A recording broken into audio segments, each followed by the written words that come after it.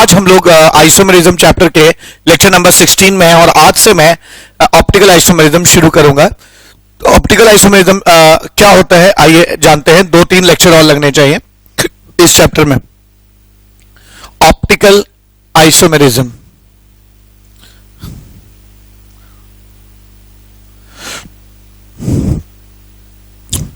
Optical isomerism क्या होता है समझा जाए। ऑप्टिकल आइसोमेरिज्म भी एक तरह का स्टीरियो आइसोमेरिज्म ही है, जैसे कि ज्योमेट्रिकल आइसोमेरिज्म में ये समझाया था कि एक सेंटर होता है जिसके अबाउट दो लोगों को अगर आप स्वैप करेंगे तो एक नया आपको आइसोमर मिलेगा। ऐसा ज्योमेट्रिकल आइसोमेरिज्म में भी होता है और ऐसा ऑप्टिकल आइसोमेरिज्म में होता है। तो ज्योमेट्रिकल आइसोमर्स और optical isomers basically stereo isomers में गिने जाते हैं। ठीक है, ऑप्टिकल आइसोमर्स के लिए क्या कंडीशन है? दो लोग जिनका मॉलिक्यूलर फॉर्मूला सेम हो, ठीक है, मॉलिक्यूलर फॉर्मूला सेम हो और स्ट्रक्चरल फॉर्मूला भी सेम हो।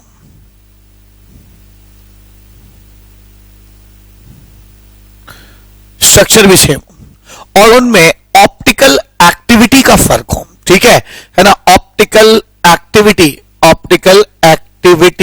डिफरेंट हो। ऑप्टिकल एक्टिविटी अगर डिफरेंट होती है तो हम ऐसे लोगों को ऑप्टिकल आइसोमर्स कहते हैं। ठीक है, ऐसे लोगों को हम ऑप्टिकल आइसोमर्स कहते हैं। ठीक है, तो ऑप्टिकल एक्टिविटी डिफरेंट होनी चाहिए। तो अच्छा एक क्वेश्चन होता है कि what is optical activity? Optical activity कहते किसे हैं, है ना, क्योंकि उसी के डिफरेंस से दो लोग ऑप्टिकल आइसोमर्स होते हैं। तो आइए मैं बताता हूं आपको कि ऑप्टिकल एक्टिविटी होता क्या है। आप एक सोर्स ऑफ लाइट लीजिए, तो आप समझ गए हैं ना, molecular formula same, structural formula same. Structural formula same मतलब होता है कि उनका आईपीसी नेम भी सेम आएगा। और ऑप्टिकल एक्टिविटी डिफरेंट, क्या होता है ऑप्टिकल एक्टिविटी समझा जाए तो नेक्स्ट चीज क्या है? Optical activity. ऑप्टिकल एक्टिविटी, मान लीजिए ये एक सोर्स ऑफ लाइट है। अब आप कैंडल ले सकते हैं, ठीक है, सोर्स ऑफ लाइट है। यहां से जो लाइट निकलती है वो पॉलीक्रोमैटिक होती है। ठीक है, पॉलीक्रोमैटिक लाइट है। पॉलीक्रोमैटिक लाइट मतलब उसमें हर तरह के वेवलेंथ, क्रोम मींस कलर होता है, तो पॉलीक्रोमैटिक मतलब हर कलर का उसमें है ना की लाइट होगी, यानी कलर हमारा आंख हर अलग अलग वेवलेंथ्स को कलर के रूप में हम दिखाता है हमारा दिमाग। ठीक है, तो कलर बेसिकली हम जिस चीज का दो कलर अगर देखते हैं तो समझ लीजिए उससे रिफ्लेक्ट होकर आने वाली लाइट अलग अलग वेवलेंथ्स की है। ठीक है, तो पॉलीक्रोमैटिक लाइट है और अनपोलराइज्ड है। पोलराइजेशन क्या है मैं बताऊंगा अभी आपको, है ना। तो पॉलीक्रोमैटिक और अनपोलराइज्ड लाइट जो है यहां पर हमें मिल रही है। ठीक है, यहां से निकली, इसको आप एक इंस्ट्रूमेंट से पास कीजिए। ठीक है, इंस्ट्रूमेंट से पास करिए। ये इलेक्ट्रिक फील्ड्स के और मैग्नेटिक फील्ड के ऑसिलेशन की दिशाएं हैं। ठीक है, हर दिशा में मैग्नेटिक और इलेक्ट्रिक फील्ड ऑसिलेट कर रहा है और अगर हर दिशा में ऑसिलेशन होता है ना, अगर हर दिशा में ऑसिलेशन होता है तो हम ऐसी चीज को जो है ना अनपोलराइज्ड लाइट कहते हैं। पोलराइज्ड लाइट में इलेक्ट्रिक फील्ड और मैग्नेटिक फील्ड का ऑसिलेशन सिर्फ एक ही दिशा में होता है, एक ही डायरेक्शन में होता है। ठीक है, तो ये एक मैंने मशीन लिया, ये मोनोक्रोमैटर है ना। मोनोक्रोमैटर किसे कहते हैं? मोनोक्रोमैटर का मतलब होता है ऐसी चीज जो मल्टीपल कलर की लाइट को एक कलर में चेंज कर दे, मोनोक्रोमैटिक बना दे। ठीक है, तो ये वाली जो लाइट है जो यहां पे हम देख रहे हैं ये पॉलीक्रोमैटिक अनपोलराइज्ड लाइट है। मोनोक्रोमैटर से पास करेंगे हम तो ये लाइट जो है वो मोनोक्रोमैटिक हो जाएगी। मोनोक्रोमैटिक का मतलब होता है उसका सिर्फ एक ही कलर होगा। ठीक है ना, इसका सिर्फ एक ही कलर हो जाएगा, इसको आप मोनोक्रोमैटिक लाइट कहते हैं। ठीक है, तो ये जो है मोनोक्रोमैटिक लाइट हो जाएगी,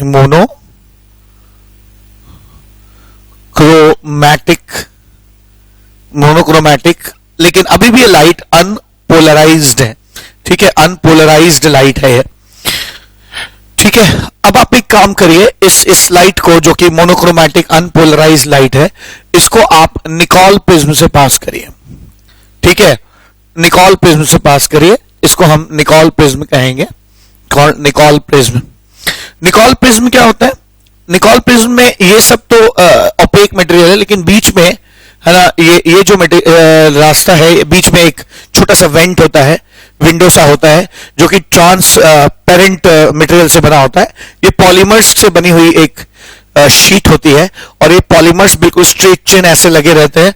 लाइट जो इससे पास करती है, उसके जो भी इलेक्ट्रिक फील्ड उन पॉलीमर्स से पैरेलल निकल जाते हैं वो तो निकल जाते हैं, और जो भी इलेक्ट्रिक फील्ड्स उससे पैरेलल नहीं होते हैं वो एब्जॉर्ब हो जाते हैं। ठीक है, इस इंस्ट्रूमेंट को हम निकॉल प्रिज्म कहते हैं। इससे निकलने वाली लाइट जो है वो इस वाले जो वेंट है उसके पैरेलल ही उसका इलेक्ट्रिक फील्ड ऑसिलेट करता है। ठीक है, इस तरह की लाइट जो है को हम क्या कह सकते हैं, अब ये लाइट ना सिर्फ मोनोक्रोमैटिक है क्योंकि मोनोक्रोमैटर से गुजर चुकी है, बल्कि ये लाइट प्लेन पोलराइज लाइट है। ठीक है, तो मैं कह सकता हूं this is monochromatic plane polarized light है, प्लेन पोलराइज्ड लाइट है। अब इस प्लेन पोलराइज्ड लाइट को आप एक ऐसी चीज से पास करिए जिसकी ऑप्टिकल एक्टिविटी आप देखना चाहते हो। ठीक है, ऑप्टिकल एक्टिविटी देखना चाहते हो। जो टॉपिक है उसका नाम क्या है कि ऑप्टिकल एक्टिविटी आखिर होती क्या है, हम जानना चाहते हैं। ठीक है, तो मान लीजिए एक आप इंस्ट्रूमेंट ले लीजिए, ऐसा कोई इंस्ट्रूमेंट जो कि एक सिलिंड्रिकल हो और हॉलो हो। मान लीजिए एक सिलिंड्रिकल है, सिलिंड्रिकल होता है, बिल्कुल पुलिस वाले डंडे की तरह होता है ये। ठीक है ना, आप देखें पुलिस जो फिल्मों में छोटे छोटे डंडे इस्तेमाल करती है उस तरह का ये दिखाई पड़ता है। ठीक है, इसमें दोनों तरफ जो है कांच के ढक्कन लगे रहते हैं। नीचे वाला ढक्कन आप बंद कर दीजिए, ऊपर वाला ढक्कन खोल के रख दीजिए।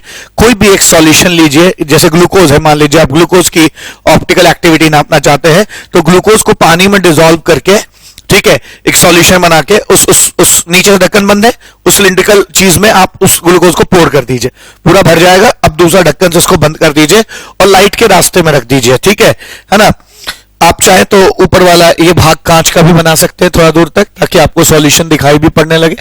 ठीक है, तो बेसिकली ये सब ग्लास है, ये ग्लास है, और लाइट जो है इसमें से ऐसे पास करती है, इसका लेंथ L है, और इस इंस्ट्रूमेंट को हम पोलैरीमीटर कहते हैं। ठीक है, पोलैरीमीटर कहा जाता है।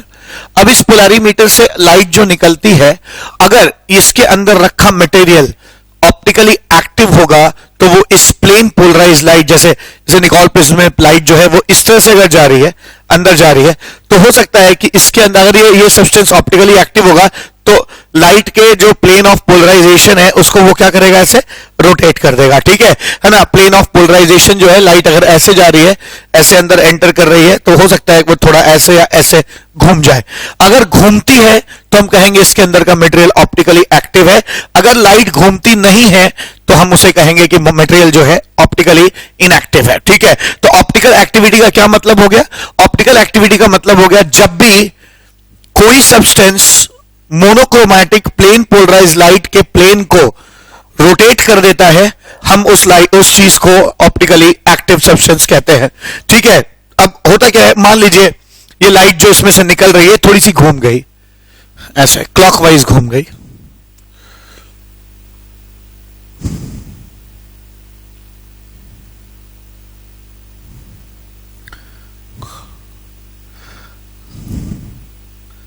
ऐसे घूम गई। ठीक है, ये एंगल थीटा है। ठीक है, ये एंगल थीटा से घूम गई।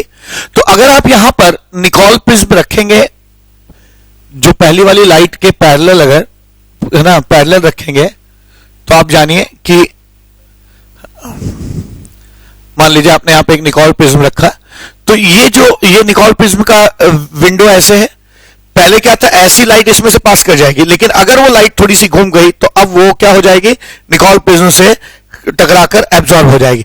ठीक है, निकॉल प्रिज्म से वही पास कर सकता है जो निकॉल प्रिज्म के इस वेंट के पैरेलल, जिसका प्लेन ऑफ पोलराइजेशन हो, तो लाइट तो एब्जॉर्ब हो जाएगी। अगर आप यहां से देखेंगे तो आपको कोई लाइट नहीं दिखेगी। ठीक है, तो एक काम करते हैं, इस एक्सपेरिमेंट से हमें समझ में आया, इस तरफ एक प्लेन पोलराइज लाइट लीजिए, निकॉल प्रिज्म जैसा आपने यहां रखा है वैसे ही यहां रखिए। अगर आप इधर देखने पे आपको कोई लाइट ना दिखे तो ये सब्सटेंस ऑप्टिकली एक्टिव है। वजह क्या है, क्योंकि अगर ये सब्सटेंस ऑप्टिकली इनएक्टिव होता तो ये जो लाइट जैसे एंटर की है वैसे ही यहां से निकलती, तो ये निकोल प्रिज्म और वो निकोल प्रिज्म एक दूसरे के पैरेलल रखा है, तो इसमें से भी वो लाइट पास कर जाती है और हमारी आंखों तक पहुंच जाती है। ठीक है, तो मैं क्लियरली बता दूं, किसी भी एक्सपेरिमेंट में इस तरह के अगर प्लेन पोलराइज लाइट को आप पास करते हैं, निकोल प्रिज्म दोनों एक दूसरे के पैरेलल रखते हैं और इधर आपको लाइट नहीं दिखती है, तो ये ऑप्टिकली एक्टिव है। ठीक है, और ऑप्टिकली एक्टिव सब्सटेंस है। अब ये तो पता चल गया कि हम ऑप्टिकली एक्टिव सब्सटेंस निकालते कैसे हैं। ठीक है, अब आगे की बात क्या, अगर आपको पता लगाना है कि लाइट कितना घूमी है, तो आप धीरे धीरे इस निकोल प्रिज्म को घुमाना शुरू करिए। ठीक है, ये 0 डिग्री है। ठीक है, और इधर जो है ये एंगल्स हैं, इधर भी एंगल्स हैं, ये क्लॉकवाइज एंगल्स हो जाएंगे। यहां पे हो सकता है ये 10 डिग्री हो सकता है ये 20 डिग्री हो, 30 डिग्री हो जाए, 40 डिग्री हो जाए। ऐसे ही ये एंटी क्लॉकवाइज 10 डिग्री हो सकता है, anti clockwise 20 degree, anti clockwise 30 degree and so on. ठीक है ना। अब क्या होगा, अगर अब आपको अभी तो लाइट इसलिए दिख रही क्योंकि निकोल प्रिज्म का प्लेन ऐसे है और लाइट का प्लेन ऐसे है, दोनों एक दूसरे को कट कर रहे हैं ऐसे। ठीक है, या लाइट का प्लेन ऐसे और निकोल प्रिज्म का प्लेन ऐसे ऐसे कट कर रहे हैं। लेकिन अगर आप इस निकोल प्रिज्म को थोड़ा घुमाना शुरू करिए। ठीक है, आपने इसे घुमाना शुरू किया,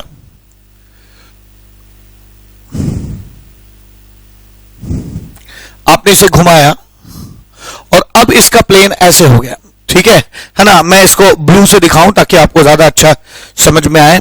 तो अगर ऐसा कभी हो जाता है कि आप निकोल प्रिज्म को घुमाते हैं, ठीक है, जो ब्लैक वाला है वो इनिशियल है, इनिशियली है ना निकोल प्रिज्म ऐसा था और मुझे कुछ भी नहीं दिखाई पड़ रहा था क्योंकि जो लाइट है वो ऐसे पैरेलल चली गई। ठीक है, पैरेलल चली गई। लेकिन अगर आप इसको घुमाते हैं, अगर आप इसको घुमाते हैं, इसको घुमाते हैं, तो मैं ब्लू से बना रहा हूं। ठीक है,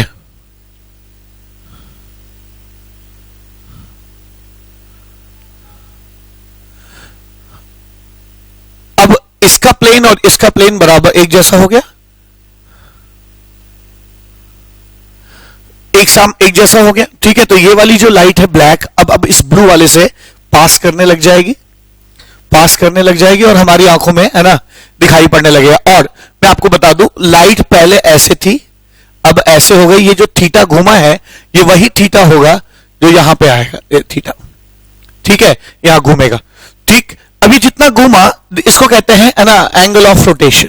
ठीक है, तो अगर थीटा 0 है, ठीक है, 0 डिग्री है, यानी बिल्कुल भी नहीं घूमता है, तो वो चीज ऑप्टिकली इनएक्टिव है, ऑप्टिकली इनएक्टिव सब्सटेंस है।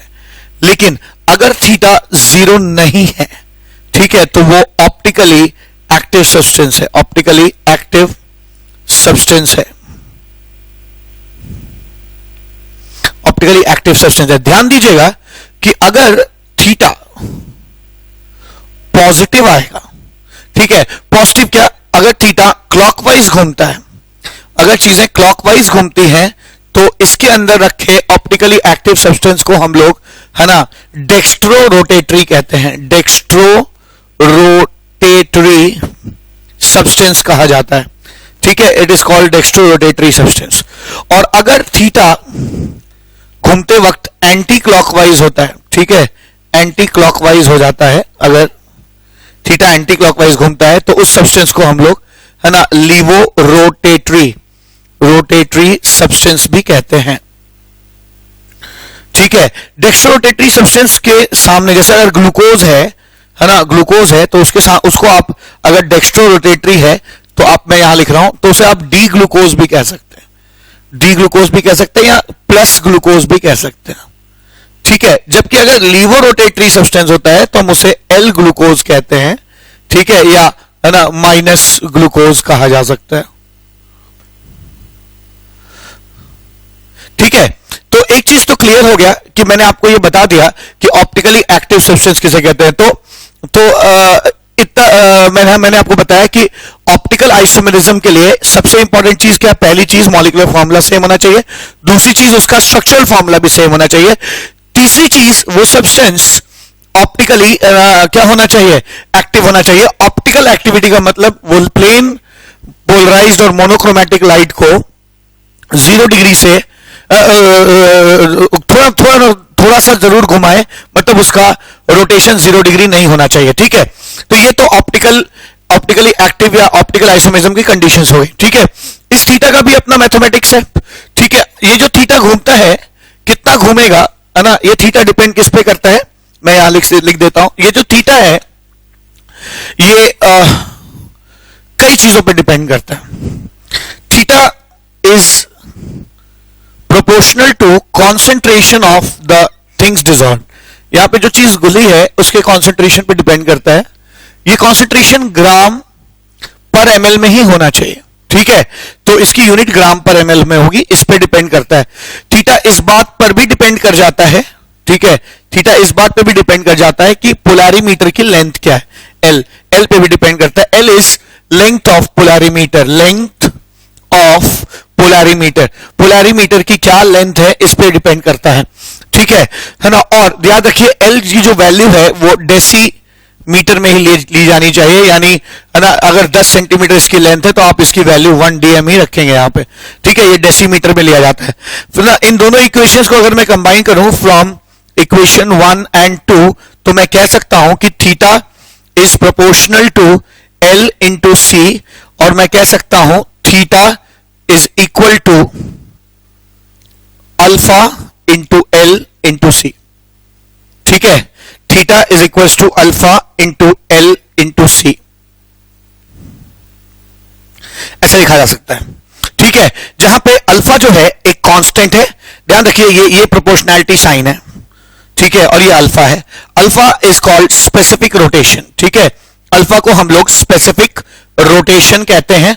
और ध्यान देंगे आप कि अल्फा जो है वो है ना वेवलेंथ ऑफ लाइट पे भी डिपेंड करता है और टेम्परेचर पे भी डिपेंड करता है, यानी जब आप ये एक्सपेरिमेंट करें तो इस चीज का वेवलेंथ ना बदले, इसलिए मैंने यहाँ पे मोनोक्रोमैटिक लाइट रखा है ताकि उसका वेवलेंथ जो है वो फिक्स्ड आए, ठीक है। और पूरे एक्सपेरिमेंट में आप टेम्परेचर नहीं बदलेंगे वरना स्पेसिफिक रोटेशन बदल जाएगा। तो याद रखिए specific rotation is constant, it is very specific for a substance. जैसे ग्लूकोज है तो ग्लूकोज का अपना एक फिक्स्ड स्पेसिफिक रोटेशन होगा, ठीक है। लेकिन शर्त यह है कि उस समय ग्लूकोज का जो सॉल्यूशन है उसका टेम्परेचर कांस्टेंट होना चाहिए और जो लाइट आप इसमें से पास कर रहे हैं है ना उसका वेवलेंथ भी कांस्टेंट होना चाहिए, तब ये चीज कांस्टेंट आती है, ठीक है। तो मैं फिर से समराइज कर दूं आपको कि ऑप्टिकल आइसोमर्स वो होते हैं जिनका मॉलिक्यूलर फार्मूला सेम होता है, स्ट्रक्चरल फार्मूला सेम होता है और उनमें ऑप्टिकल एक्टिविटी का डिफरेंस होता है, ठीक है।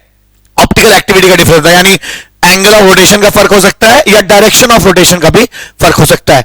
और दूसरी चीज मैंने क्या सिखाई कि ये जो थीटा है इसको आप मैथमेटिकली कैसे निकाल सकते हैं, theta is equal to alpha into L into C करके निकाला जा सकता है। आइए इस पे कुछ क्वेश्चंस करते हैं।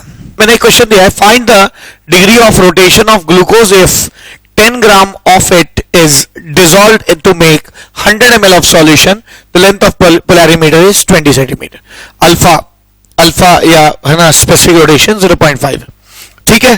तो आपको पता है इसका सॉल्यूशन क्या हो जाएगा, है ना, डिग्री ऑफ रोटेशन, ठीक है, कितना डिग्री रोटेट करेगा, theta is equal to alpha into C into L, आपको पता है फॉर्मूला होता है, ठीक है। अल्फा स्पेसिफिक रोटेशन है, ये 0.5 हो जाएगा। सी कॉन्सेंट्रेशन हमेशा ग्राम पर एमएल में लिया जाता है, ठीक है। तो 10 ग्राम ग्लूकोज है, ठीक है, 10 ग्राम हो जाएगा और पर एमएल यानी 1000 ml से डिवाइड कर देंगे। लेंथ ऑफ पोलैरिमीटर जो है यहाँ पे 20 सेंटीमीटर है ना, और लेंथ ऑफ पोलैरिमीटर हमेशा डेसीमीटर क्यूब में रखा जाता है। डेसीमीटर क्यूब के हिसाब से इसको 10 से डिवाइड कर दीजिए, ये आपका 2 डेसीमीटर आ जाएगा। तो यहाँ पे 2 डेसीमीटर लग दिया है मैंने, ठीक है। तो इसकी जो वैल्यू आ जाएगी वो आ जाएगी 5 2 10 है ना, 0.1 1/10 यानी 0.1 डिग्री। तो थीटा की वैल्यू जो है 0.1 डिग्री आ जाएगी, ठीक है। अब इसका एक वेरिएशन क्या हो सकता है, ये थीटा पूछा गया डिग्री ऑफ रोटेशन, ठीक है, ये निकाल लिया। अब नेक्स्ट वेरिएशन क्या हो सकता है, इसी क्वेश्चन का दूसरा part, what will be the value of theta and alpha when volume of the solution is doubled.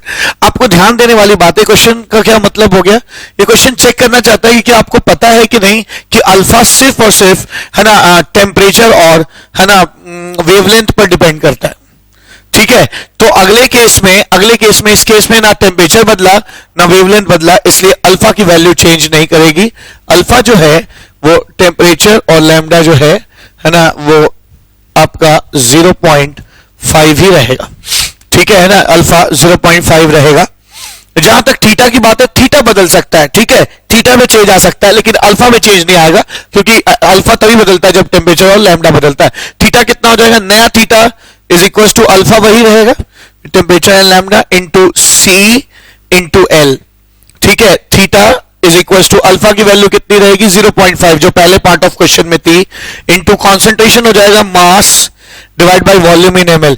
मास वही 10 ग्राम रहेगा ग्लूकोज का मास यहाँ पे है ना 10 ग्राम था, लेकिन वॉल्यूम जो है वो डबल हो जाएगा। 100 ml पहले था और अब volume of the solution has been doubled, ठीक है, वॉल्यूम डबल हो गया, तो यहाँ पे 200 ml ले लीजिए। लेंथ ऑफ पोलैरिमीटर उतना ही रहेगा, 2 डेसीमीटर रहेगा, ठीक है, 2 डेसीमीटर जो है लेंथ ऑफ पोलैरिमीटर है, तो यहाँ पे आप 2 लिख दीजिए, ठीक है। 1/20 है ना डिग्री हो जाएगा, यानी 0.05 डिग्री आ जाएगा। सो मैंने देखा यहाँ पे थीटा जो है ना, वॉल्यूम डबल करने से, कंसंट्रेशन हाफ कर देने से, कंसंट्रेशन हाफ करने से डिग्री ऑफ रोटेशन जो है ना, कंसंट्रेशन का वॉल्यूम डबल कर देने से डिग्री ऑफ रोटेशन हाफ हो गया है, लेकिन अल्फा पे कोई फर्क या डिग्री ऑफ स्पेसिफिक रोटेशन पे कोई फर्क नहीं पड़ा है, ठीक है। तो ये हम लोगों ने 2 क्वेश्चन देखा जो degree of dissociation, degree of rotation के है ना फॉर्मूले पे बेस्ड था। अब आगे क्या पता लगाते हैं कि क्या होता है कंडीशन ऑप्टिकल एक्टिविटी का, कैसे पता लगाते हैं कि थ्योरेटिकली कोई भी मॉलिक्यूल को देखकर हम कैसे पता लगाएंगे कि वो ऑप्टिकली एक्टिव होगा कि नहीं होगा, ठीक है, ये चीज जानना जरूरी है, क्योंकि हर बार हम हर मॉलिक्यूल को पोलैरिमीटर में डालकर एक्सपेरिमेंट नहीं कर सकते। तो कुछ क्राइटेरिया है ऐसे थ्योरेटिकली जिनको देखकर आप बता सकते हैं कि मॉलिक्यूल ऑप्टिकली एक्टिव होगा कि नहीं। आइए उसको देखते हैं। कंडीशन फॉर ऑप्टिकल एक्टिविटी, अब क्या कंडीशन देखेंगे हम जिससे हमें पता चल जाएगा कंडीशन फॉर ऑप्टिकल एक्टिविटी, जिससे हमें ये पता चल जाएगा कि कोई मॉलिक्यूल ऑप्टिकली एक्टिव है कि नहीं है, ठीक है। तो कंडीशन फॉर ऑप्टिकल एक्टिविटी क्या होता है, या तो आप क्या करिए, पोलैरिमीटर में डालकर एक्सपेरिमेंट करिए और तब पता लगाइए कि वो चीज ऑप्टिकली एक्टिव है कि नहीं। अगर आप एक पेपर और पेन पे रखे हुए मॉलिक्यूल के फॉर्मूले को देखकर अगर बताना चाहते हैं तो बता दूं, वो मॉलिक्यूल्स ऑप्टिकली एक्टिव होते हैं जिसमें है ना प्लेन ऑफ सिमेट्री हो, प्लेन ऑफ सिमेट्री नहीं होनी चाहिए, और सेंटर ऑफ सिमेट्री नहीं होना चाहिए, ठीक है, सेंटर ऑफ सिमेट्री नहीं होना चाहिए। तो मैं आज से इनको शॉर्ट में ना पीओएस और सीओएस कहूंगा। तो मैं कह सकता हूं ना प्लेन ऑफ सिमेट्री होना चाहिए और ना सेंटर ऑफ सिमेट्री होनी चाहिए, ठीक है, ना प्लेन ऑफ सिमेट्री ना सेंटर ऑफ सिमेट्री। अगर ये दोनों चीज लैक करता है, ठीक है, दोनों चीज अगर नहीं है, ठीक है, तो मैं उस मॉलिक्यूल को कहूंगा कि वो एक कायरल मॉलिक्यूल है, ठीक है, वो एक कायरल मॉलिक्यूल है, ठीक है। और वैसे जिस भी मॉलिक्यूल में ये दोनों चीजें लैक करता है, चीजें लैक होती हैं या है ना नहीं होती, उस मॉलिक्यूल को हम कायरल मॉलिक्यूल कहते हैं, ठीक है। और कायरल मॉलिक्यूल जो होते हैं है ना वो ऑप्टिकली एक्टिव होते हैं, ठीक है, they are optically active molecules, ठीक है, ये ऑप्टिकली एक्टिव होते हैं,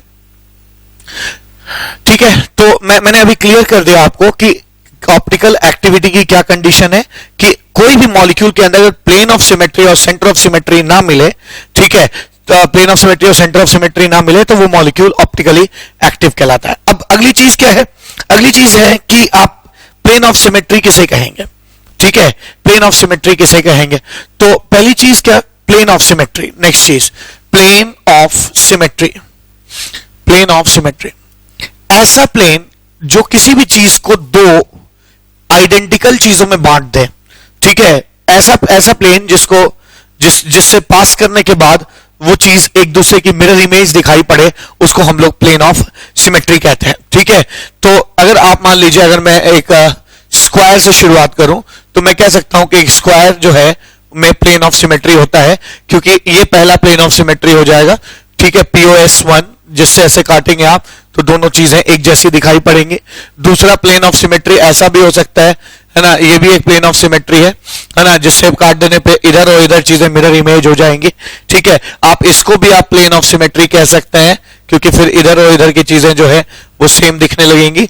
ऐसे भी आप अगर आप काट सकते हैं, ये भी एक प्लेन ऑफ सिमेट्री हो जाएगा, ठीक है ना, जो चीजें जो है उधर और इधर सेम दिखेंगी, ठीक है। इसके अलावा ये जो मॉलिक्यूल है, ये जिस प्लेन में है उस प्लेन में जैसे आप ब्रेड को स्लाइस करते हैं करके आप दो ब्रेड में कन्वर्ट कर सकते हैं, ऐसे इस मॉलिक्यूल को, अगर कोई मॉलिक्यूल प्लेनर है ना तो उसका प्लेन भी प्लेन ऑफ सिमेट्री हो सकता है, ठीक है।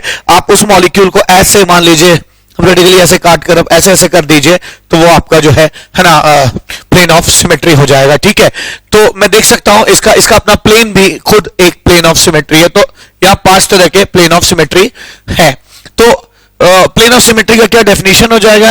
Any plane which divides the molecule into two parts which have an object mirror image relationship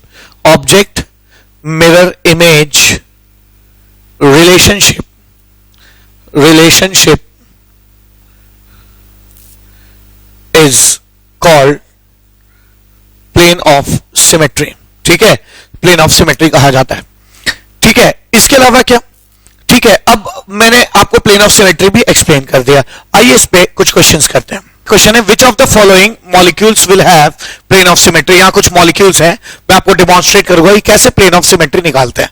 अब यहां पे ये दोनों हाइड्रोजन है ना, ठीक है, आप इनको ऐसे कर लीजिए, हाइड्रोजन हाइड्रोजन हाइड्रोजन हाइड्रोजन से कर दिया। आप देख सकते हैं ये मॉलिक्यूल sp2 हाइब्रिडाइज्ड है, sp2 हाइब्रिडाइज्ड चीजें प्लेनर होती है, ठीक है, चपटी होती है। तो एक तो प्लेन ऑफ सिमेट्री ये हो जाएगा, ऐसे ऐसे सेम दिख रहा है, ऐसे भी आप प्लेन ऑफ सिमेट्री देख सकते हैं। और खुद इस मॉलिक्यूल का अपना प्लेन भी प्लेन ऑफ सिमेट्री है। उस प्लेन में अगर इस मॉलिक्यूल को काटेंगे तो दो जो पार्ट होंगे वो दोनों एक दूसरे जैसे दिखाई पड़ेंगे, ठीक है। तो मैं कह सकता हूं हाँ यहाँ पे प्लेन ऑफ सिमेट्री है, ठीक है। और एक नहीं 3 तरह की प्लेन ऑफ सिमेट्री है। यहाँ पे क्या हो जाएगा, यहाँ पे ऐसे है ना, ये वाली प्लेन ऑफ सिमेट्री है और इसका अपना प्लेन भी प्लेन ऑफ सिमेट्री हो जाएगा। तो जी हाँ, यहां प्लेन ऑफ सिमेट्री है, ठीक है। ऐसे ही आप यहां देख लीजिए, यहां पे ये H है और यहां पे ये H है, ठीक है। तो ये और ये तो प्लेन ऑफ सिमेट्री नहीं हो सकता, ठीक है। कुछ लोग ऐसे काटने की कोशिश करते हैं, वो भी ऐसे काटने की कोशिश करते हैं कि सर ये प्लेन ऑफ सिमेट्री नहीं है। क्यों? क्योंकि है ना, अगर ये मॉलिक्यूल ऐसे निकल के ऐसे गया होता तो मैं कहता कि ये दोनों एक दूसरे के क्या है, मिरर इमेज है, ठीक है। तो ऐसा है तो नहीं, यहाँ पे कोई भी प्लेन ऑफ सिमेट्री डायरेक्ट ऐसे तो दिखाई नहीं पड़ रही। हाँ, एक चीज पता है कि मॉलिक्यूल चपटा है, तो चपटी चीजों का अपना प्लेन ही प्लेन ऑफ सिमेट्री होता है, तो इसमें भी प्लेन ऑफ सिमेट्री होगा, ठीक है ना, प्लेन ऑफ सिमेट्री है। अब ये एक बहुत अच्छा मॉलिक्यूल है, मैंने है ना पहले ज्योमेट्रिकल आइसोमेरिज्म में एलीन्स जब मैंने पढ़ाया था तब मैंने इस तरह के मॉलिक्यूल्स के बारे में बहुत डिटेल बातचीत की थी, इनके पूरे हाइब्रिडाइजेशन और स्ट्रक्चर के बारे में। उसमें हम लोगों ने पता लगाया था कि जब भी एलीन्स में जो पाई बॉन्ड होते हैं अगर वो इवन होते हैं, ठीक है, जब भी पाई बॉन्ड्स इवन होते हैं तो एलीन्स जो है वो प्लेनर नहीं होते, ठीक है। यानी अगर ये दोनों प्लेन में होंगे तो ये प्लेन के ऊपर होगा और ये प्लेन के नीचे होगा, कुछ इस तरह से, ठीक है। तो कुछ इस तरह का हिसाब किताब है। तो अगर ये कुछ इस तरह का, ये दोनों H और Cl अगर ऐसे होंगे, ठीक है, मैं बताऊं आपको, ये दोनों H और Cl अगर प्लेन में होंगे तो ये H और Cl ऐसे होंगे, ऐसे, ठीक है, एक प्लेन के ऊपर होगा एक प्लेन के नीचे होगा, ऐसे कुछ ऐसा, ठीक है। ये दोनों प्लेन में है और ये प्लेन के ऐसे ऊपर नीचे। अगर आप इन दोनों के प्लेन को प्लेन मानकर ऐसे काटेंगे आप, ठीक है, तो ऊपर क्लोरीन आएगा नीचे H आएगा, ठीक है, तब भी सिमेट्रिक नहीं हुआ। और अगर आप ये ऐसे है और आप इसी प्लेन को लेकर चल रहे हैं, आप इसी प्लेन से काट रहे हैं ऐसे ऐसे, ठीक है, इधर इधर इधर नहीं, ये ऊपर क्लोरीन है नीचे हाइड्रोजन, आप यही प्लेन लेके चलिए, ठीक है, इनका ही प्लेन लेके चलिए। और जैसे आप इस प्लेन को लेके चलेंगे आप पाएंगे कि इस तरफ जो 2 मॉलिक्यूल्स हैं वो इन दोनों से पास कर जाएंगे, इधर क्लोरीन होगा इधर H होगा, यानी मुझे इसमें सिमेट्री नहीं दिखाई पड़ता, ठीक है। तो इसमें प्लेन ऑफ सिमेट्री नहीं है, प्लेन ऑफ सिमेट्री नहीं है, ठीक है। ऐसा ही मॉलिक्यूल ये भी है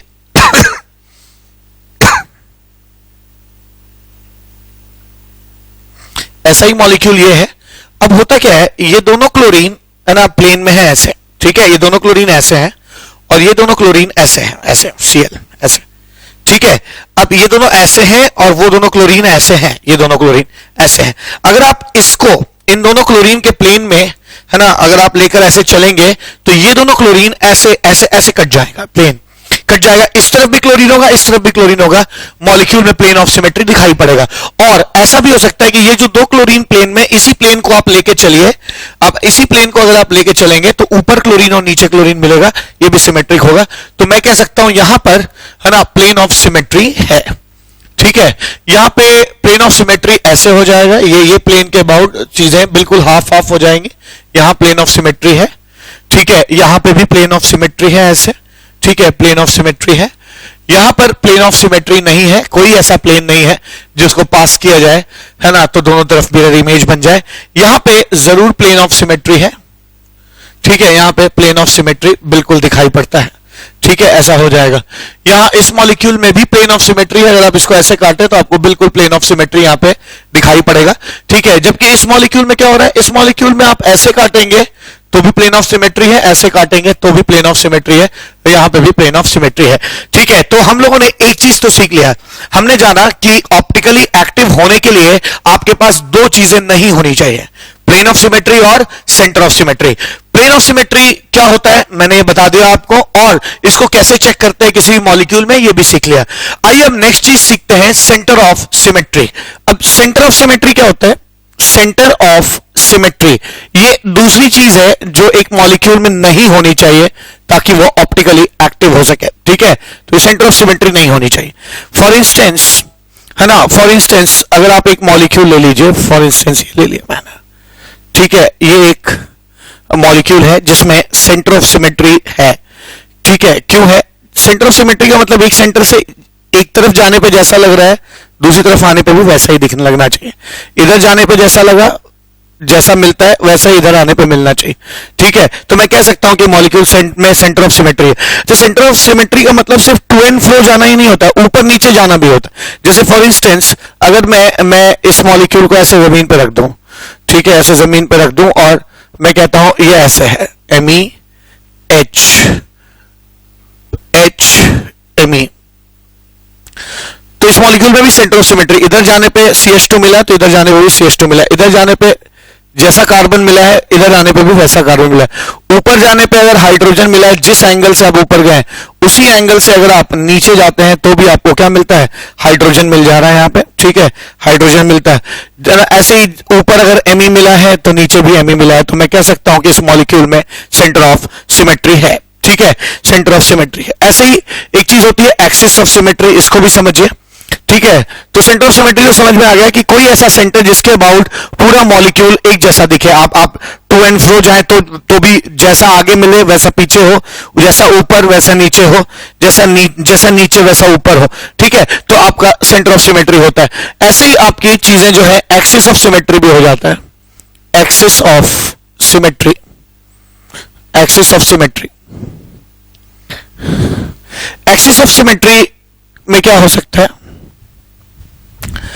एक्सिस ऑफ सिमेट्री कुछ इस तरह का हो सकता है, क्या है ना, एक्सिस ऑफ सिमेट्री में चीजें कुछ इस तरह से हो सकती है कि एक्सिस ऑफ सिमेट्री का मतलब होता है कि एक ऐसा एक्सिस जिसके अबाउट घुमाने पर वो मॉलिक्यूल कितने टाइम्स अपने ओरिजिनल शेप में आता है। जैसे फॉर इंस्टेंस अगर मैं कहूं कि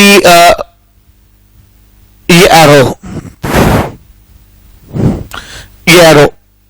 है, ये एक्सिस है, इसके अबाउट ये रोटेट करता है, तो ये एक रोटेशन में दो बार ऐसा दिखेगा, जैसे ये ऐसा है, this is A, this is B, है ना, इस एक्सिस के अबाउट इसको रोटेट करने दीजिए, ठीक है, रोटेट करने दीजिए, तो थोड़ी देर में B नीचे आ जाए, A नीचे आ जाएगा और B ऊपर हो जाएगा, ठीक है, ऐसा कुछ हो जाएगा। अब क्या हो रहा है, एरो फिर से वैसा ही दिख रहा है जैसा ये है, तो इनिशियली ऐसा है, फिर 180 डिग्री के 180 घूमने के बाद ऐसा दिख रहा है, और फिर 180 के बाद फिर वापस ऐसा ही चल रहा है, तो एक चक्कर में ये दो बार एक जैसा दिख रहा है, तो मैं कहूंगा इस ऑब्जेक्ट का, है ना, इस ऑब्जेक्ट में, है ना, जो एक्सिस ऑफ सिमेट्री है वो two fold axis of symmetry है, मतलब एक चक्कर में ये दो बार अपने ओरिजिनल शेप में आ रहा है, ठीक है ना। ऐसे ही देखिए, अगर आप एक ट्राइंगल ले लीजिए, तो इक्विलैटरल ट्राइंगल आप ले लेते हैं, तो आप कह सकते हैं कि इस एक्सिस के अबाउट इसका ये three fold axis of symmetry है, क्योंकि हर बार इसे जब आप घुमाएंगे तो एक चक्कर में, मान लीजिए ये ए है, ये बी है, ये सी है ना, 120 डिग्री घुमाने पर ये ए यहां आ जाएगा, बी यहां और सी वहां हो जाएगा, फिर ऐसा ही दिखेगा। फिर 120 घुमाएंगे तो ऐसा दिखेगा, और फिर 120 घुमाएंगे तो ऐसा दिखेगा। तो एक चक्कर में 3 बार ऐसा दिखाई पड़ता है, इसलिए three fold axis of symmetry कहा जाएगा। ऐसे ही है ना, एक स्क्वायर जो है वो एक चक्कर में 4 बार ऐसा दिखता है, तो मैं कहूंगा इसमें 4 फोल्ड एक्सिस ऑफ सिमेट्री है। ठीक है, 4 फोल्ड एक्सिस ऑफ सिमेट्री है। ऐसे ही कोई पेंटागन जो होता है ना, हम कह सकते हैं कि उसमें 5 फोल्ड एक्सिस ऑफ सिमेट्री है। ठीक है, हेक्सागन में मैं कह सकता हूं कि 6 फोल्ड एक्सिस ऑफ सिमेट्री है, एक्सिस ऑफ सिमेट्री है, और इसी तरह से चलता चला जाएगा। आप सर्कल में कह सकते हैं कि इसमें infinite fold axis of symmetry है। ठीक है, तो एक्सिस ऑफ सिमेट्री भी हमें यह समझ में आ जाता है यहां पे कि एक्सिस ऑफ सिमेट्री का मतलब होता है एक ऐसा एक्सिस जिसके अबाउट एक चक्कर घुमाने पर वो मॉलिक्यूल या वो ऑब्जेक्ट जितनी बार अपने ओरिजिनल शेप में आता है उतना उसका एक्सिस ऑफ सिमेट्री, उतना फोल्ड वो एक्सिस ऑफ सिमेट्री हो जाता है। ठीक है, अब एक्सिस ऑफ सिमेट्री मैंने बता जरूर दिया क्योंकि क्वेश्चंस एक्सिस ऑफ सिमेट्री पे आ जाते हैं कई किताबों में, कंपटीशन की तैयारी करने वाली किताबों में, है ना, एक्सिस ऑफ सिमेट्री पे क्वेश्चन आता है तो आप कर सकें। लेकिन मैं आपको फिर बता दूं, एक्सिस ऑफ सिमेट्री का कोई रोल नहीं है ऑप्टिकली एक्टिव होने में। ऑप्टिकली एक्टिव कंपाउंड होने के लिए आपके पास 2 चीजें नहीं होनी चाहिए, एक प्लेन ऑफ सिमेट्री और दूसरा क्या, centre of symmetry. Plane of symmetry पे तो हम लोग क्वेश्चन कर चुके हैं। ठीक है, अब चलिए क्या करते हैं, सेंटर ऑफ सिमेट्री पे क्वेश्चन करने की कोशिश करते हैं। Next question on centre of symmetry. अब क्वेश्चन क्या है, which of the following molecules have centre of symmetry. ठीक है, तो आइए सेंटर ऑफ सिमेट्री देखते हैं। ठीक है, सेंटर ऑफ सिमेट्री का मतलब होता है इधर जाने पे जैसा दिखे इधर आने पे वैसा ही दिखे, नहीं दिख रहा है, सेंटर ऑफ सिमेट्री नहीं है। ठीक है, यहां पे भी नहीं है। मैं आपको बताऊं, ऐसे साइक्लिक कंपाउंड्स जिनमें है ना ऑड नंबर ऑफ कार्बन होता है वहां सेंटर ऑफ सिमेट्री कभी नहीं होती। ठीक है, इधर जाएंगे आप तो इधर वैसा नहीं मिलेगा। ठीक है, ऑड नंबर ऑफ कार्बन वाला साइक्लिक कंपाउंड है, नहीं होगा, नहीं होगा। ठीक है, इवन नंबर में दिखाई पड़ता है, इधर हो सकता है, इधर जैसे जाने पे जैसा दिखता है इधर भी वैसा ही दिखता है, इधर जैसा दिखता है इधर भी वैसा ही दिखता है। ठीक है, तो बिल्कुल इसमें सेंटर ऑफ सिमेट्री है। ठीक है, यहां पे आ जाइए, इधर जैसा दिखता है इधर वैसा ही है, लेकिन इधर जैसा है वैसा इधर नहीं है, तो इसमें सेंटर ऑफ सिमेट्री नहीं है। ठीक है ना, यहां पे देख लीजिए, ये जैसा है वैसा ही ये भी है, ये जैसा है वैसा ही ये है, ऊपर CH3 है तो इसके नीचे भी CH3 है, बिल्कुल इसमें सेंटर ऑफ सिमेट्री है। ठीक है, यहां जाने पर जैसा है इधर जाने पर वैसा नहीं है, सेंटर ऑफ सिमेट्री नहीं है। ठीक है, यहां पे क्या है, अभी मैं इन मॉलिक्यूल्स की बात कर रहा हूं, यहां जैसा है वैसा इधर है, जैसा इधर जैसा वैसा इधर, इधर ऊपर CH3 है तो यहाँ पे नीचे CH3 है, इसके नीचे CH3 है तो इसके ऊपर CH3 है, तो बिल्कुल जो है ये सेंटर ऑफ सिमेट्री है इसमें। ठीक है, सेंटर ऑफ सिमेट्री है। Odd number of cyclic compounds में सेंटर ऑफ सिमेट्री कभी नहीं हो सकता, इधर जैसा है वैसा इधर नहीं है। ठीक है, इवन नंबर ऑफ कार्बन वाले साइक्लिक कंपाउंड्स में होता है। आइए देखते हैं, तो ये बहुत आसानी से, अब इसको ऐसे देख सकते हैं। ठीक है, मैं आपको बताऊं, इसको आप ऐसे देखा करें, ऐसे देखिए तो ज्यादा अच्छा समझ में आएगा। एमी एमी एमी एमी एमी एमी, ऊपर एमी, ठीक है, तो इसके नीचे एमी, इधर एमी तो इधर एमी। ठीक है, और इसके ऊपर एमी इस तरफ है तो इसके नीचे एमी है। ठीक है, यानी क्या है, ये वाला एमी ऊपर है तो ठीक इसके ऑपोजिट साइड एमी नीचे है। ठीक है, ऐसे है, तो आप देख सकते हैं यहां पे, ये ऊपर तो वो नीचे, ये ऊपर तो ये नीचे, ये ऊपर ये नीचे। ठीक है, तो बिल्कुल इसमें सेंटर ऑफ सिमेट्री है, जैसा आगे जाने पे वैसा ही पीछे आने पे, से ऊपर नीचे ऊपर नीचे ऊपर नीचे। ठीक है, बिल्कुल सेंटर ऑफ सिमेट्री है। आप देख सकते हैं इधर से ऊपर जाने पे एमी है तो नीचे आने पे भी एमी है, इधर आने पे H है तो उधर जाने पे H है, ऊपर जाने पे एमी है तो नीचे आने पे एमी है, ऊपर जाने पे H है तो नीचे आने पे H है ना, और इवन नंबर ऑफ कार्बन वाला साइक्लिक कंपाउंड है तो इसमें भी सेंटर ऑफ सिमेट्री होगा। ठीक है, तो मोटे तौर पे सेंटर ऑफ सिमेट्री बहुत टफ चीज नहीं है, आपने देखा यहां पे कि बड़े आप इजीली सेंटर ऑफ सिमेट्री निकाल सकते हैं। ठीक है, इस ड्रिल ने, इस एक्सरसाइज ने, है ना, काफी मदद की होगी आपको समझने में कि सेंटर ऑफ सिमेट्री किसे कहते हैं। अब एक चीज तो क्लियर हो गया कि हम ये जान जाते हैं कि प्लेन ऑफ सिमेट्री और सेंटर ऑफ सिमेट्री कहां नहीं होता है, ये हम लोग कैलकुलेट कर लेते हैं। अब अगली चीज क्या, वो मॉलिक्यूल जिसमें किसी भी तरह की सिमेट्री ना हो, ठीक है, वो मॉलिक्यूल जिसमें किसी तरह की सिमेट्री ना हो उसको एसिमेट्रिक मॉलिक्यूल कहते हैं। ठीक है, तो मैं यहां डेफिनेशन लिख सकता हूं, ए सिमेट्रिक मॉलिक्यूल्स, मॉलिक्यूल क्या डेफिनेशन हो जाएगा, एसिमेट्रिक मॉलिक्यूल का मतलब हो गया a molecule which lakhs, a molecule which lacks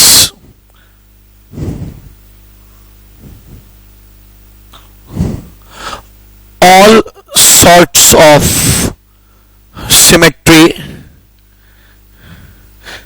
is asymmetric molecule, asymmetric molecule कहा जाता है। ठीक है, ठीक है, ऑल सॉर्ट्स ऑफ सिमेट्री का मतलब लगभग 23 तरह की सिमेट्रीज होती हैं।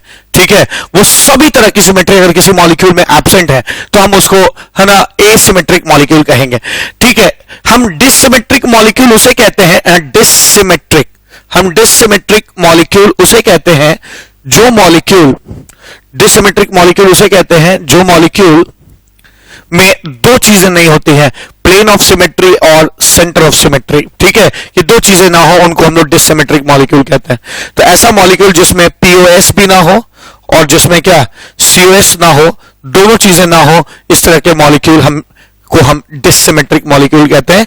डिससिमेट्रिक मॉलिक्यूल को हम लोग, है ना, कायरल मॉलिक्यूल भी कहा करेंगे, कायरल मॉलिक्यूल भी कहा जाएगा। तो अगर आपसे कोई पूछता है कि विच of the following molecule is chiral, तो आपका आंसर होना चाहिए, आप क्या करेंगे उसमें, आप चेक करने की कोशिश करेंगे कि उसमें प्लेन ऑफ सिमेट्री और सेंटर ऑफ सिमेट्री ना हो।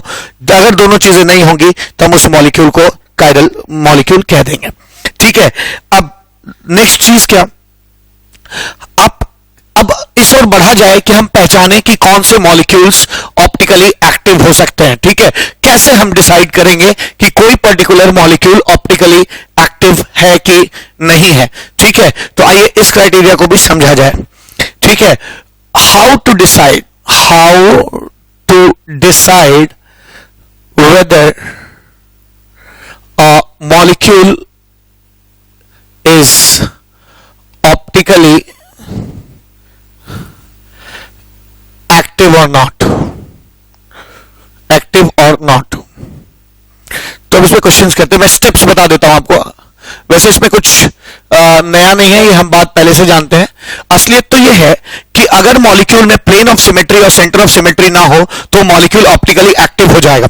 ठीक है, लेकिन आप हर बार जाकर, है ना, प्लेन ऑफ सिमेट्री और सेंटर ऑफ सिमेट्री देखने से पहले एक काम कर सकते हैं, उसमें कायरल सेंटर खोज सकते हैं। अगर किसी मॉलिक्यूल में कायरल सेंटर मिल जाता है तो पक्का वो मॉलिक्यूल ऑप्टिकली एक्टिव होगा। अगर ऐसा कोई मॉलिक्यूल मिलता है जिसमें कायरल सेंटर नहीं है तो आप क्या करेंगे, तब जाके उसमें आप प्लेन ऑफ सिमेट्री और सेंटर ऑफ सिमेट्री खोजने की कोशिश करेंगे। एक बात और बताऊं, प्लेन ऑफ सिमेट्री और सेंटर ऑफ सिमेट्री कभी भी आप अगर देखते हैं किसी मॉलिक्यूल में तो वो उसका प्रोजेक्शन फॉर्मूला होना चाहिए, यानी उसका स्ट्रक्चर फ्रीज होना चाहिए। कई बार जब आप एक स्ट्रक्चर लिखते हैं किसी मॉलिक्यूल का तो एक्चुअली उसके कई तरह के कॉन्फ़िगरेशंस एग्जिस्ट करते हैं, वहां आप प्लेन ऑफ सिमेट्री और सेंटर ऑफ सिमेट्री नहीं देख सकते। आपको मेरी बात धीरे धीरे समझ में आएगी जब मैं आगे, है ना, आपको और चीजें एक्सप्लेन करूंगा। फिलहाल मैं अपनी बात फिर से रिपीट करता हूं कि अगर आपको चेक करना है कि कोई मॉलिक्यूल ऑप्टिकली एक्टिव है कि नहीं, तो पहला स्टेप होगा कि उसमें कायरल सेंटर है कि नहीं हम तलाशेंगे। अगर उसमें कायरल सेंटर होगा, ठीक है, तो हम उसको ऑप्टिकली एक्टिव घोषित कर देंगे। ऐसा क्यों? मैंने ज्योमेट्रिकल आइसोमेरिज्म के शुरुआत में स्टीरियोजेनिक सेंटर या स्टीरियो सेंटर पढ़ाते समय ये बहुत अच्छे से एक्सप्लेन किया था कि किसी sp3 हाइब्रिडाइज कार्बन में अगर जुड़े चारों ग्रुप्स अलग अलग होते हैं तो उस sp3 हाइब्रिडाइज कार्बन को हम कायरल कार्बन कहते हैं या कायरल सेंटर कहते हैं। और ऐसे मॉलिक्यूल्स में दो पोजीशन स्वैप करने से एक नया मॉलिक्यूल बनता है जो ऑप्टिकली एक्टिव होते हैं, दोनों ऑप्टिकली एक्टिव होते हैं। तो ठीक है, मुद्दे पे आते हैं। स्टेप वन क्या, हम पहले चेक करेंगे कि उसमें कोई कायरल सेंटर है कि नहीं, है ना। स्टेप वन कैसे डिसाइड करेंगे ऑप्टिकली एक्टिव है कि नहीं, we will check whether the molecule has a chiral center or not, has a chiral center or not, उसमें chiral center है कि नहीं है ये हम चेक करेंगे, ठीक है। if there is chiral center, then the molecule is optically active, तब तो वो मॉलिक्यूल ऑप्टिकली एक्टिव है। और अगर वो मॉलिक्यूल ऑप्टिकली एक्टिव नहीं, अगर उसमें कायरल सेंटर है तब तो मॉलिक्यूल ऑप्टिकली एक्टिव है, हमने घोषित कर दिया।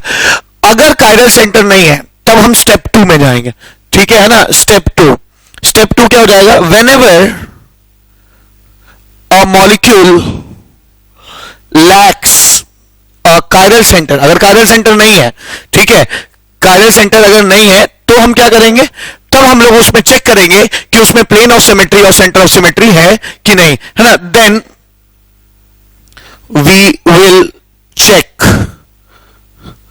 फॉर पीओएस एंड सीओएस, ठीक है। तब हम पीओएस और सीओएस के लिए चेक करेंगे, ठीक है। If that molecule lacks POS and COS, it is optically active, ठीक है, it is optically active, otherwise it is inactive।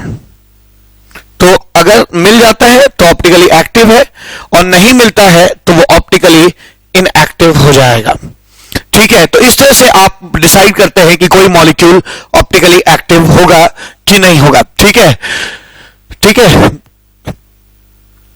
तो ये दो तरीके, पहले हम कायरल सेंटर खोजेंगे, और अगर कायरल सेंटर नहीं होगा, ठीक है, कायरल सेंटर होगा तब तो ऑप्टिकली एक्टिव है, वेरी गुड, नहीं है तो एक बार पीएससीएस जरूर चेक करेंगे, ठीक है ना। ये तरीका हो जाएगा। आप मुझसे पूछ सकते हैं कि व्हाट इज कायरल सेंटर, तो कायरल सेंटर मैंने बहुत पहले आपको बताया भी है, ठीक है। जब मैं हम लोग स्टीरियो सेंटर्स की बात कर रहे थे तब मैंने कायरल सेंटर्स के बारे में बातचीत की है, लेकिन अगर आपको याद नहीं है तो मैं यहां पे हल्का सा उसे रिपीट भी कर देता हूं, ठीक है।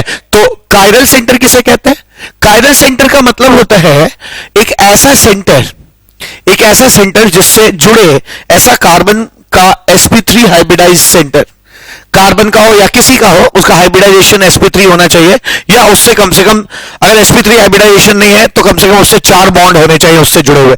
अगर किसी सेंटर से जुड़े 4 बॉन्ड हैं और चारों से अलग अलग ग्रुप्स जुड़े हुए हैं, तो ऐसे सेंटर को हम कायरल सेंटर कह सकते हैं, ठीक है, कायरल सेंटर कहा जा सकता है। ध्यान दीजिए ये बात नाइट्रोजन के लिए भी ट्रू हो जाएगी, नाइट्रोजन भी कभी कभी sp3 हाइब्रिडाइज्ड होता है, उससे भी जुड़े ग्रुप्स जो है अलग अलग हो सकते हैं, ठीक है। और मैं बता दूं आपको कि मैं ये बात पहले बता चुका हूं कि लोन पेयर को भी एक ग्रुप की तरह ही ट्रीट किया जाना चाहिए, ठीक है। तो यहां पर आप देख सकते हैं ये भी एक कायरल सेंटर है, ये भी एक कायरल सेंटर है, ठीक है। तो कोई भी sp3 हाइब्रिडाइज्ड कार्बन या 4 बॉन्ड sp3 हाइब्रिडाइज्ड एटम हो, या फिर ऐसा एटम हो जिससे अगर sp3 हाइब्रिडाइज्ड नहीं है तो कम से कम उससे 4 बॉन्ड जुड़े होने चाहिए, और उन चारों चीजों का पे अगर अलग अलग ग्रुप लगा है तो उसे हम कायरल सेंटर कहेंगे, ठीक है। तो इट इज वेरी क्लियर कि कायरल सेंटर किसे कहते हैं। आइए एक क्वेश्चन करते हैं जिससे हम कायरल सेंटर पहचान सकें। अब आइए देखते हैं कैसे कायरल सेंटर्स निकाले जाते हैं। मैंने अभी थोड़ी देर पहले बताया आपको कि कायरल सेंटर उसे कहते हैं जिसमें, है ना, एक sp3 हाइब्रिडाइज्ड एटम होता है, उससे चारों ग्रुप अलग अलग जुड़े होते हैं, ठीक है। इसमें कार्बन है और सारे हाइड्रोजन एटम्स जुड़े हुए हैं, इसलिए चूंकि ये दोनों ग्रुप सेम है इससे कायरल सेंटर नहीं है। इसमें भी नहीं है, यहां H और H सेम है इसलिए कायरल सेंटर नहीं है, यहां भी 2 ग्रुप सेम हो जाएंगे, इसमें भी कायरल सेंटर नहीं है, इसमें भी कायरल सेंटर नहीं है, ठीक है ना। यहां पे भी आप देख सकते हैं यहाँ H है, यहाँ Cl है, लेकिन ये दोनों ग्रुप जो है ना, सेम हो जाने से इसमें भी कायरल सेंटर नहीं है, ठीक है। यहाँ पे देखिए, यहाँ पे भी क्या है, इधर CH3 है, इधर CH3 है, इधर H है और इधर ये इथाइल ग्रुप है, ये दोनों ग्रुप सेम हो जाने से इसमें भी कायरल सेंटर नहीं है, ठीक है। ये पहला कंपाउंड मिला जिसमें हमें कायरल सेंटर मिल जाता है यहाँ पे, ठीक है। ये कायरल सेंटर है क्योंकि ऊपर इथाइल है, ये मिथाइल है, ठीक है, और ये हाइड्रोजन है और ये क्लोरीन है, ठीक है, तो ये कार्डियल सेंटर, चारों ग्रुप्स अलग अलग है।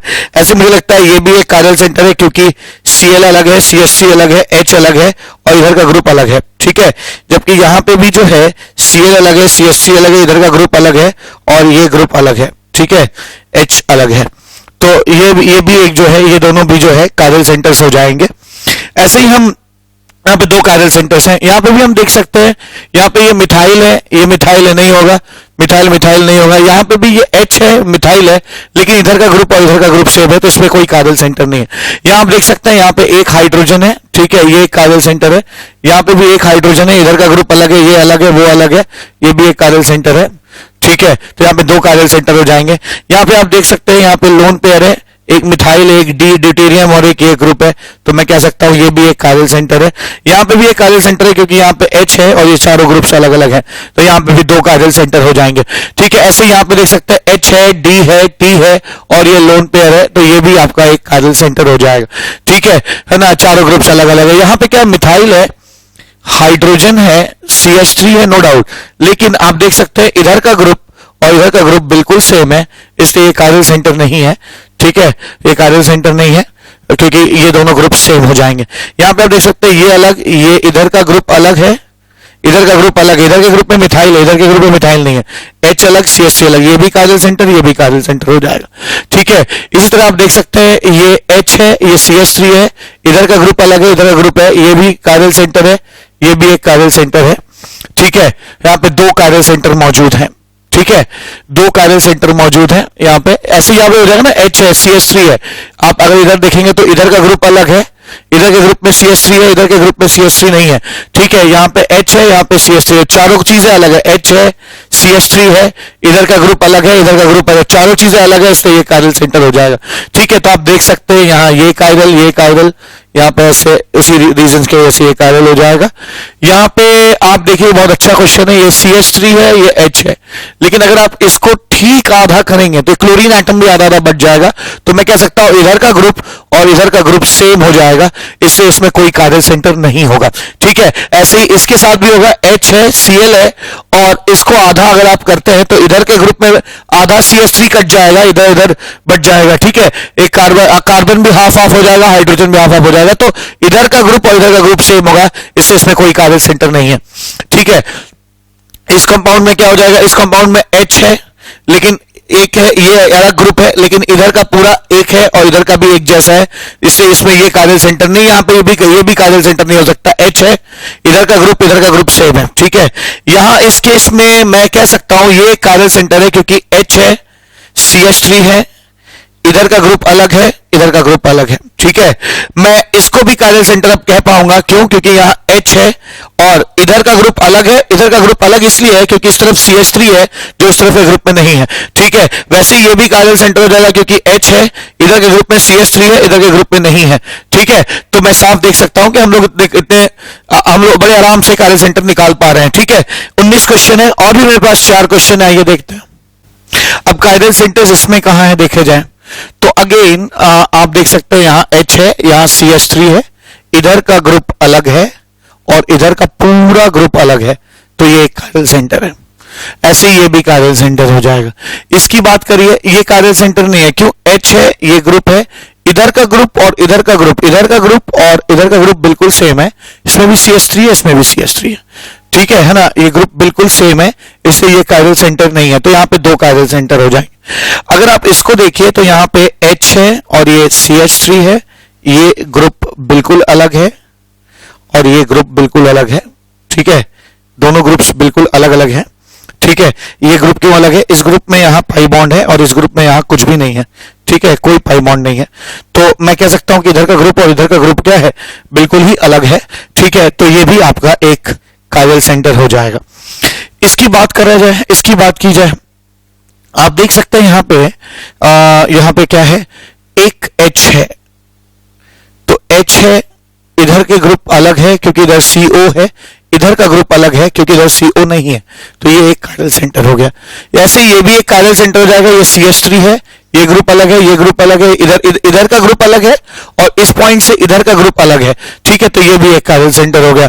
मुझे ऐसा लगता है ये भी एक कार्डियल सेंटर है, H है, Cl है, अगर आप इधर जाएंगे तो आपको कुछ नहीं मिला, आप इधर ग्रुप पे जाएंगे तो आपको CO मिल रहा है, ठीक है। तो अगर आप इस पूरे मॉलिक्यूल को ऐसे हाफ बांट दीजिए तो उधर का ग्रुप और इधर का ग्रुप बिल्कुल अलग अलग है, यानी ये भी एक कायरल सेंटर हो जाएगा, ठीक है। तो इस मॉलिक्यूल में 3 कायरल सेंटर है।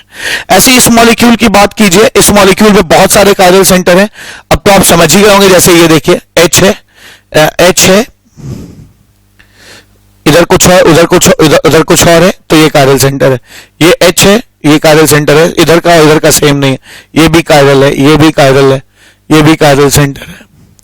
आप इसको भी कायरल सेंटर कह सकते हैं, आप इसको भी कायरल सेंटर कह सकते हैं, और आप इसको भी कायरल सेंटर कह सकते हैं, आप इसको भी कायरल सेंटर कह सकते हैं। इसको नहीं कह सकते क्योंकि ये है ना sp3 हाइब्रिडाइज्ड नहीं है। तो मैं देख सकता हूं 1 2 3 4 5 6 7 8 9 कायरल सेंटर्स इस मॉलिक्यूल में हो जाएंगे, ठीक है। तो हम लोगों ने कहीं ना कहीं ये भी सीख लिया कि है ना कायरल सेंटर्स कैसे पहचाने जाते हैं, ठीक है। तो हम लोगों ने आज के लेक्चर में क्या क्या बातें की, मैं जरा सा उसको दोहरा देना चाहता हूं।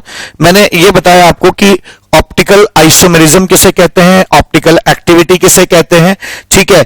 और ऑप्टिकली एक्टिव सब्सटेंस कंपाउंड्स को हम पहचानते कैसे हैं, पहचानते हैं कि उसमें प्लेन ऑफ सिमेट्री और सेंटर ऑफ सिमेट्री ना हो। फिर हम लोगों ने प्लेन ऑफ सिमेट्री पे भी क्वेश्चंस किए, हम लोगों ने सेंटर ऑफ सिमेट्री पहचानने पे भी क्वेश्चंस किए, और मैंने ये भी बताया कि मॉलिक्यूल अक्सर वो कायरल हो जाते हैं, है ना, जिनमें कायरल सेंटर होता है। तो कायरल सेंटर पहचानना भी हम लोगों ने सीख लिया।